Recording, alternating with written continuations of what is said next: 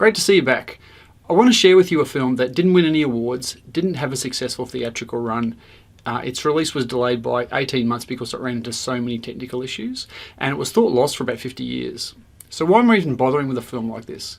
Well, because it's quirky, it has lots of energy, it's lots of fun, it doesn't take itself too seriously, and it was the first Australian talking picture ever made. It's Showgirl's Luck from 1931. While this was the first Australian full talking film to be made, it was not the first to be released, due to the protracted production issues. The film's appeal lies not only in its uniqueness, but also its storyline. It is a film about the making of a film. It was the first Australian musical, which was its other big problem. The genre was already failing internationally, and wouldn't be revived until Busby Berkeley's 42nd Street in 1933. A long-standing perception in Australia is that our films need an American star if they are to have any chance of reaching an international audience, an idea that has had as much support in the 1920s as it does a century later. Norman Dorn had come to Australia to shoot background footage for a US film in 1926, but was convinced to stay to direct the big-budget Australian epic For the Term of His Natural Life. Dorn had extensive experience in American silent films and was an early innovator, having made improvements to the special effect created through the double exposure matte shot, and had been the first director to use rear projection. The female lead was Susan Dennis, who was the director's wife, and only appeared in 6 films over the course of her career, all of them directed by Dorn. This was Dennis's last film, but she later had a brief career as a screenwriter. The star of the film is Arthur Torshare, an acrobatic comedian, dancer, singer, actor and established screen star, following appearances in The Sentimental Bloke, Ginger Mick, and For the Term of His Natural Life, where he first worked with Norman Dorn. This was his last film, as he died of lung cancer in 1933. The rest of the cast was drawn from Australian vaudeville. Fred Blewett was one of the country's premier comedians at the time, and would later go on to establish himself as a popular radio actor. Uncle George Sanders, a popular announcer in the early days of radio, both appeared in the film and invested in its production company, Australian Talkies. Peggy Pride, who'd had a successful international music hall career, moved permanently to Australia in 1911 and began appearing in Australian films from 1925, continuing on both stage and screen into the 1930s.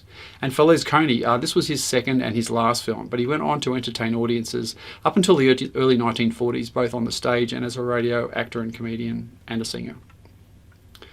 Director Norman Dorn had returned to Sydney in October of 1929 with plans to make a talking picture using a sound-on-disc recording system. The working title for the film was Talkie Mad.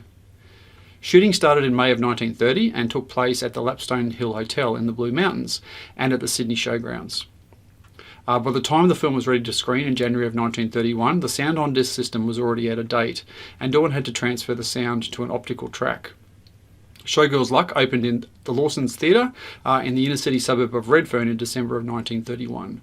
Reviews were less than enthusiastic, and it only ran for a week in Australian cinemas before its release in the UK, where the commercial and critical reception was poor. As a result, Dorn found finance had dried up, and he left Australia as a result.